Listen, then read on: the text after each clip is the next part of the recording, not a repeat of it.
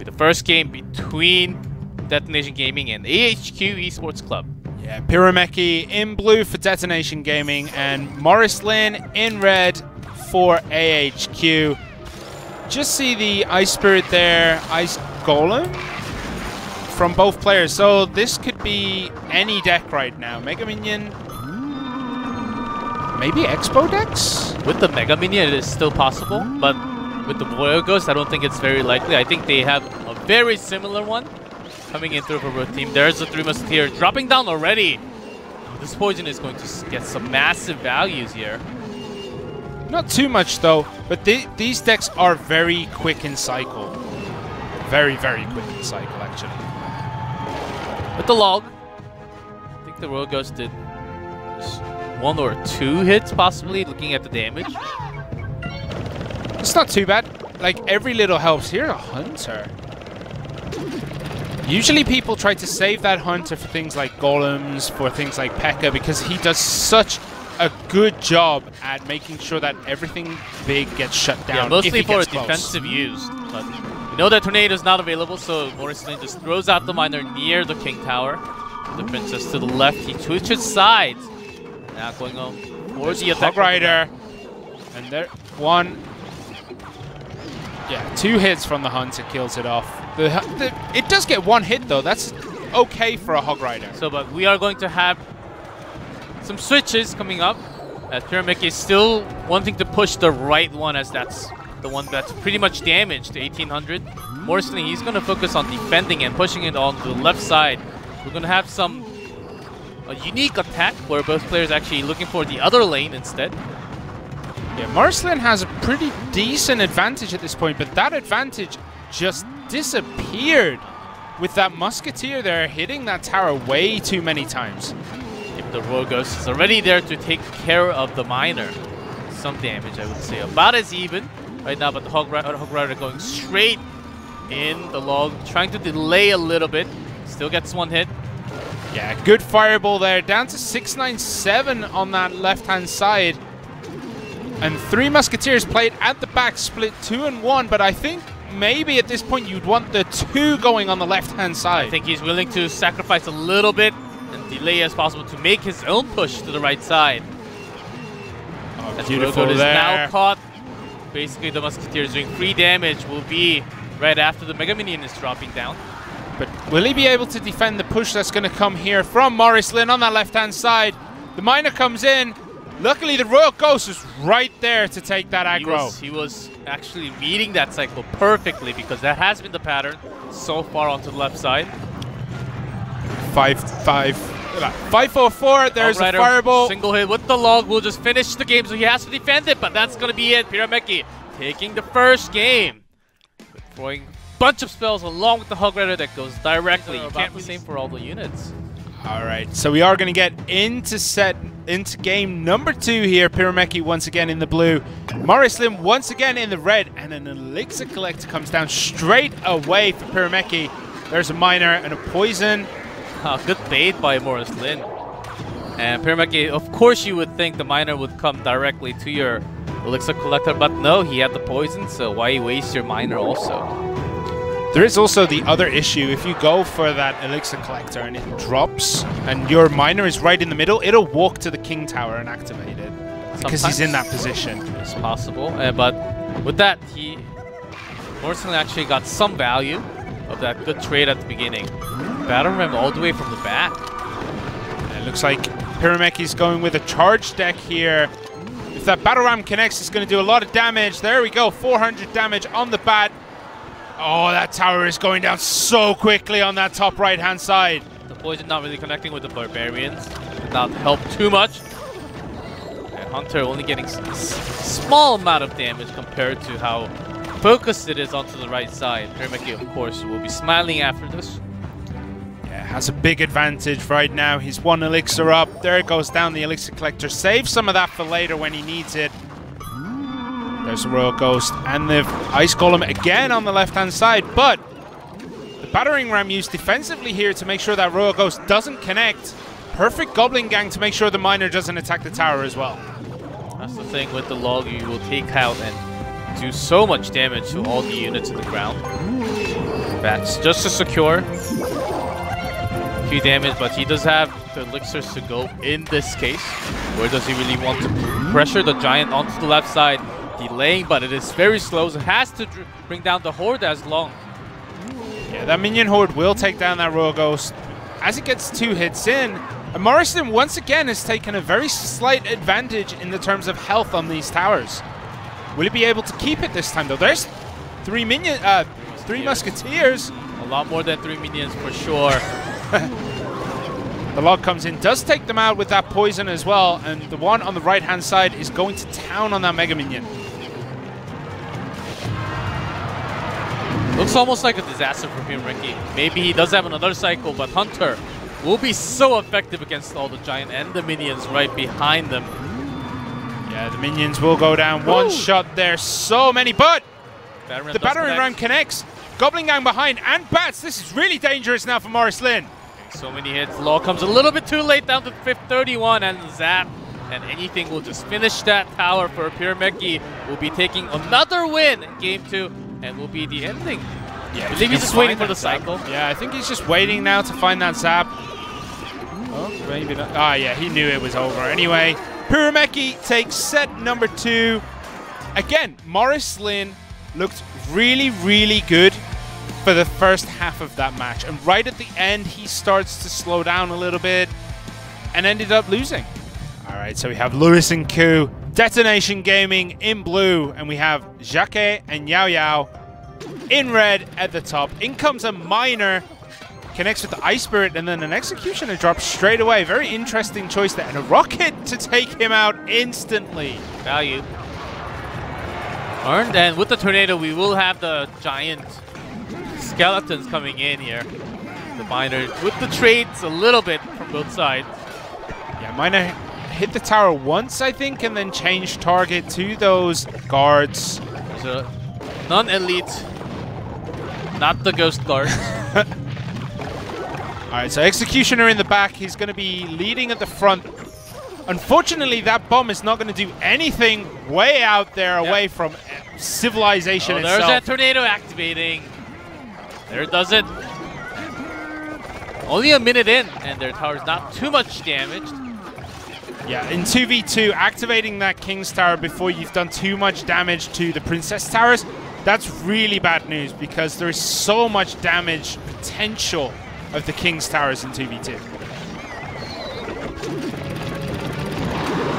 I think DetonatioN Gaming just had a weak starting hand to actually throw out Executioner to defend against the miner. So I think they're trying to find the cycle, but over time, with the spells, AHQ actually doing a little bit more damage as they found lots of few units along with the tower doing the damage from the rocket both times. Yeah, it's worth pointing out that miners here are going to have a very hard time doing any damage to the tower because you put it on the left-hand side of that right tower, it gets hit by 3 towers, basically. The 2 King's Towers and the Princess Tower. If you put it on the other side, it's going to get hit by 2. That miner doesn't last that long when it's taking that much firepower. Oh, I think we're just coming down to an ending where we just have all the giant skeletons. The rockets coming in from AHQ, coming in from DetonatioN Gaming. One more damage from the miner and the rocket will finish. So AHQ does have lethal on that right bottom. But DetonatioN Gaming almost has lethal on that other side as well, especially with the log. I think they're going to be able to do it. Both teams now are in range. Nope, not close, but they do have enough time. 106, that is very close. Log does not finish it though. But they need to buy some time for the defense. Yeah, that rocket is going to finish DetonatioN Gaming's bottom right tower. Zap comes in on that top right-hand side for DetonatioN Gaming.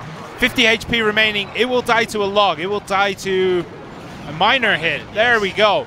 So, game on. Left-hand side towers probably now would be the focus. Continuous push. Coming in with the miner and the rocket. Let's get the shield out from the defense, but that's it. We'll have the counter push now, but the guards are defending that tower so well all the time. They're just ready for that. Also, still with that minimal lead from the right side, HQ still holding it with lots of rocket damage. Yeah, AHQ has such a good defense with that tombstone, as well as the giant skeleton just holding everything in a place where it doesn't want to be. Giant skeleton, someone right on top of the tombstone, takes it out instantly. They know they're behind and they want to make this push at least a little bit so it connects. There's the tornado onto the death bombs. Go down. Nothing remains. One executioner left. The miner does connect onto the tower. There is a log there as well. Dart Prince summoned instead. Guards against guards. Fireball comes in. AHQ are slowly ticking away this tower with rockets, fireballs, everything they can use that can connect to that tower is being used right now. Ooh, they do have the skeleton, but not in the range where you can do the explosion damage. And 2 rockets with a log will just finish this game from AHQ. They're just waiting for that cycle and building up exactly the elixir that they need. There's the first one. Yeah, DetonatioN Gaming with the log will have be lost this. They know over. That is it. There we go. AHQ taking game 1 in a very dominating fashion, I would say. Yeah, that was from the rocket. They had the early start, and that's how you make the lead. Attacking units with that death bomb. That's why we have the giant skeleton all the time. As Tornado is available, that has been the deck that is most popular. Is going to switch it up with the golem. They're going to go with the prince. Instant respond with the miner and the guards. Yeah, Dart Prince used on the defense. Just taking out the guards, taking out the miner. Didn't really take that much damage from that push. They also have the tornado. Yeah, that'll probably be drag used. them back very late, and I think they have. Yeah, they should have one with the cycle as it's tossed down about 7 cards already. Yeah, AHQ here playing a very similar deck to game number 1. Lightning getting the value, hitting the tower as along with all the units right next to it.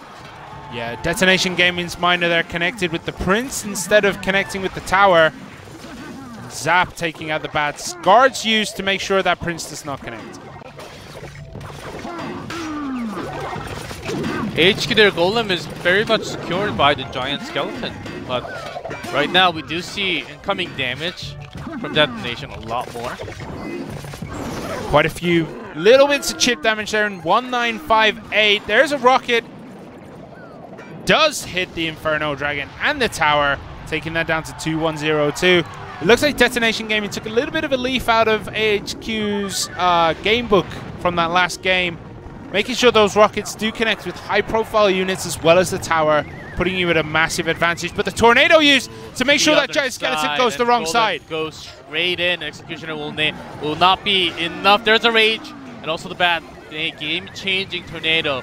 Detonation tries to delay that as well with the tornado, but Double Prince still alive. They're going straight to the tower, doing massive damage now. Yeah, DetonatioN Gaming lose that bottom right-hand side. AHQ just gave themselves a very commanding position. Gets the charge damage to the King Tower even. Golem still alive down below 3k very soon. That tornado pulling that giant skeleton into the opposite lane was such a powerful move by AHK. Gave them that tower, and it doesn't look like DetonatioN Gaming have what it takes to be able to push through. They have to go all in. There's 30 seconds left, and they need this tower to drop. That is why they're throwing in everything, even the fireball, but not enough damage as Koo shakes his head to the side and says, oh man, this is not going well. Only 17 seconds left remaining right now, but still very strong, 1700. That's not going to be possible at the time. Yeah, 10 seconds, that much damage is impossible. AHQ know it. They've taken the win. Wow. They need 4 instant rockets. They only had 7 seconds. There was no way of coming back into the game. AHQ with that single tornado, making a critical move. And it's also something that you should always expect. They have a tornado. Maybe we shouldn't really put it too. All right, so we have DetonatioN Gaming's Koo in blue at the bottom of the map, and xiake+ in red at the top. Both players now just seemingly waiting for the other player to make the first move. There we go. Tombstone comes down for xiake. Dart Prince is the answer to that. Baby Dragon, interesting. We only ever really seen Baby Dragon used in Expo decks so far this tournament. So we did see the Baby Dragon in play for lots of Lava Loon decks also. Maybe xiake is thinking of that air deck, lots of air units in play. Could be. There's a Guards and a Giant, and there's the balloon. No Lava Hound this time, but there's a balloon, and it's going unanswered. Koo hasn't put anything down to take that out. She saw the Elixir trade onto the left one as Electro Wizard right before Giant, so he wants to trade this one out. And is probably going to get that trade. And there is still so much Koo left can alive. still go directly all the way to the King Tower. Is he going to get a good drag with the Ice Golem? Still will charge. Ooh, just out of charge range there. But tower damage is being done to that King's Tower there. 2, 6, 2, 8. So a fairly even trade, I would say. So Koo actually can choose, and he chooses to defend for now. He can actually go for the King's Tower instead. It's actually damage enough to go for that 3 crown. And he does have the major push. He does have the Giant available once again. It should be in his hand. Where would you put it though? As Koo, now definitely he should be going for that King Tower. Just in case xiake comes up with the surprise balloon attack once again. And there has been Inferno Dragon already been out, so you need to take care of that first, and then make sure your Giant goes in right after. The Electro Wizard drops instantly to the Fireball, which means the Inferno Dragon can clean up the Giant, will clean up the Prince as well. And suddenly xiake has a very powerful push coming in here. There's the balloon. Inferno Dragon, 2 Baby Dragons in the back. Will this balloon connect? Doesn't manage to get an attack, but the death damage will deal 200 onto that tower. 300, but the Giant is now going once again. And Koo has used Zap a few seconds ago. The Giant will be going down. Massive values from the Inferno Dragon. He doesn't really have anti-air too much to actually delay or get some attack onto that balloon. Electro Wizard is available. The Fireball incoming will take away that Electro Wizard, which means the tower... Oh my god, that balloon is uncontested right now. 1 bomb, maybe 2. Oh, just not enough time. If without the Zap, I think that could have been 2 drops and almost the game over. Yeah, Koo isn't looking very strong now. He does need to build this push back up, but he needs to keep an answer for that Inferno Dragon, which he doesn't have. Mega Minion has to be used to at least bring down Inferno Dragon or even the balloon. Now, he knows everything is not going for his way, so he's going all in with the poison of his own to do damage. Going straight to the King Tower. Yeah, Tombstone pulling that Giant away from the tower, but it is going to connect once. And great Ice Golem there used to make sure that nothing else other than that Giant's fist will connect with that King's Tower. He does have the balloon, just waiting for the perfect time to drop it and go straight to the left one. Still having 969. Who's still trying to push in with the Giant. Push. The Giant will connect once at least. There we go. 1 hit, 2 hits, down to 744 HP on that King Tower. Still has a Prince. And going to go with the Dark Prince, so she wants to go all in, maybe even throw in a spell, as he's going very low on the elixirs now, so switches over to the defense. xiake, he does have everything. Another Giant to delay. Yeah, this could go down to a tiebreak, even though both of these towers are relatively low. No player really can push out that advantage. Put the Mega Minion down. xiake, is he really going to contest with the balloon right after? He does have it in his hand, but so far just defending one out, because few damage landing on that King Tower will be game over. There's the balloon. The balloon is coming in. Baby Dragon, Inferno Dragon has to drop the poison, but does he have anything else? He does have the Electro Wizard, but gets fireballed right after. And it seems like the balloon will connect to the tower very likely, and gets the job done with 45. That's going to be the game-ending explosion. GG. Wow. Both players there. I can't even Let's get ready to go into game 2. So Koo again for DetonatioN Gaming in the blue. xiake once again in red for AHQ. This is anyone's game. Both these players seem very even, I would say. Sometimes if you want to go with the pride and if you want to keep your same deck, and that was a mistake that I did before, but this time it's going to be different. And we do sometimes have the same exact deck for all 3 games, thinking that, oh, I can win. I can beat you down with the same one. Or I won't make that same mistake again. Yes. I'm going to play my same deck that just lost. And then you realize maybe it wasn't because you made a mistake. Maybe it's just because the deck wasn't that strong. And sometimes we have the same thought from both players and same decks for all games. And that is also possible in this case. And we're already down to 2 minutes. Yeah, so we're going to be waiting for that double elixir time. That usually means both players have a very aggressive sudden death kind of deck. Not the kind that we see in Clan Wars, though, where it's down to the last minute, sudden death, and then you see Hog Rider freeze. What was it? The one-hit KO, basically. Ah, that easy one. Hog Rider, freeze, mirror. Yeah. Mirror freeze. And you win. I don't think we'll be seeing that here, though. That's game. Very easy. You just hold those 3 cards, and until that moment, you just defend until the last second, and then you just throw those in. Your opponent will be thinking, "What in the world?" It's a cheesy strategy if you want to go for that collection day. Yeah, but you do need a miracle to have all those cards in your hand at the same time in the right order. Yeah.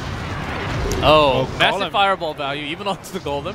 Yeah, Golem Night Witch combo. Very classic Golem deck. Mega Minion comes in. We're going to see a fireball probably for Koo at this point. There's the Electro Wizard that will stop that Inferno Dragon from taking down the Golem, at least for a little while. But not really still landing. Does connect. Yeah, only Lava Hound and the Mega Minion stopping that Electro Wizard. Looks like 2 of those pups do actually connect onto the tower, but there's so much here, but the poison will deal with most of that. Even the fireball doing direct damage to the tower. Once again, getting the Night Witch as well. Yeah. In kind of in a tough spot already. We'll need to 17 seconds now. Lava Hound looking for the big attack later on. Yeah, Koo's tower is down very low, but those bats do connect and will bring us back to even. Lumberjack here used. There's not really that much anti-air for Koo, which means he might be in trouble here. Let's see, fireball. Gets damage onto the backs only, not to the Golem, but still a great way. See, the Lumberjack does not go down for a long time, so the rage connects to nothing, basically. In the meantime, Miner doing a lot more damage, even the pups doing direct damage to the tower, going down to 400 lower. 300, almost in fireball range here. That's really bad for Koo. One more Miner plus the fireball can actually finish the game. We're in the overtime. There's just not enough anti-air here for Koo. He's gone very heavy on the ground once again. Getting close. There's a Miner now. That should be it. There we go. We need to see that fireball comes in. There we go. xiake takes the win. AHQ eSports. Finally, they will get their first ever match win in Clash Royale League Asia in week 4. How frustrating is it to go for 3 weeks